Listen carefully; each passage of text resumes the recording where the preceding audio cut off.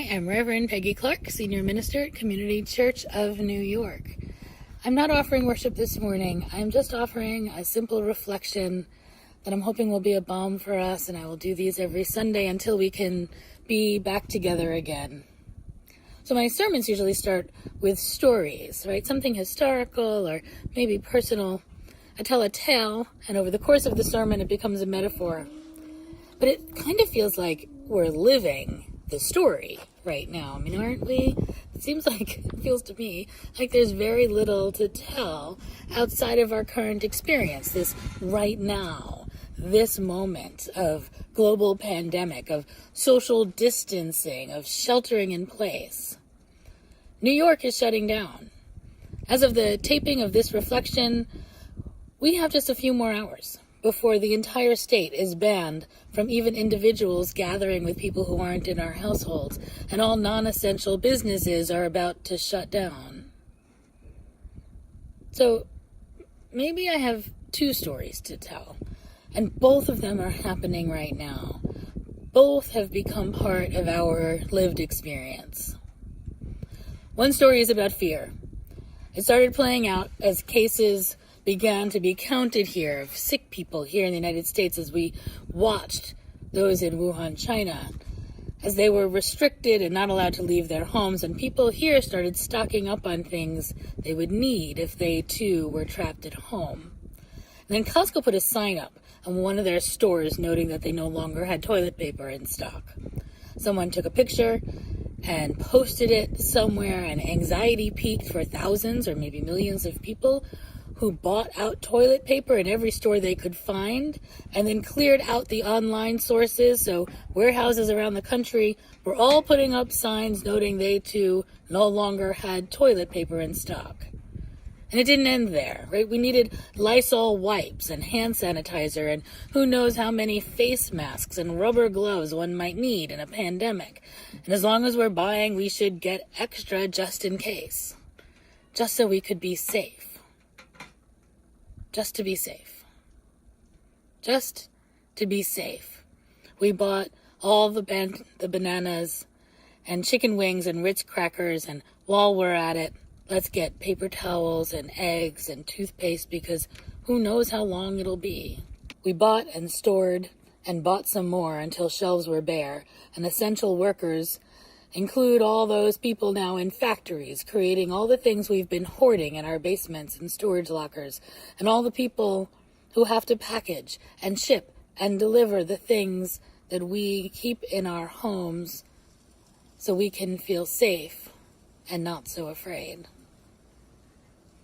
And that story leads us to gun stores around the country where people stand online to purchase even more weapons and enough ammunition to slaughter their entire neighborhoods if it comes to that, which of course they hope it doesn't, but you have to be prepared.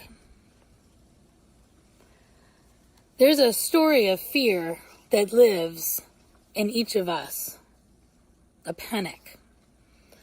Some of that is a fear of getting sick or a fear of getting someone else sick, but some of that is a fear of living in a world of fear. If everybody else is going to hoard things, I have to also, or there won't be enough. What if I'm alone in not having? There's another story to tell. It's a story of love, and it's also happening right now. In addition to the constriction, to the fear response, the hoarding and holding close, there's another story, and this one is expansive. It's about generosity and openness, even in a time of isolation. It's a story I hear told in those same aisles, the empty ones, fear-ravaged. I hear it when a mother tells her son not to take the second can of tomatoes since there are so few left, and they can live with just one. The story is being told when a blind woman laments not being able to get audiobooks from the library now that they've closed, and someone finds her a phone number so she can get what she needs. The story is being told by newspapers as they make all information about the virus free to anyone who wants it. And And the examples go on. There are free online meditation groups and happy hours and cooking classes.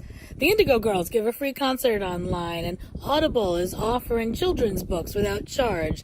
And people in our own congregation are picking up the phone or running online check-ins and book groups and art classes for anyone who might be lonely or in need of connection or something to do. Breaking through the story of fear is a new vision for a world we're starting to dream together. And in this new world, the priority is compassion. We value each other's health enough to sacrifice our lives in significant ways. We value each other's happiness enough to collectively reprioritize community over profit.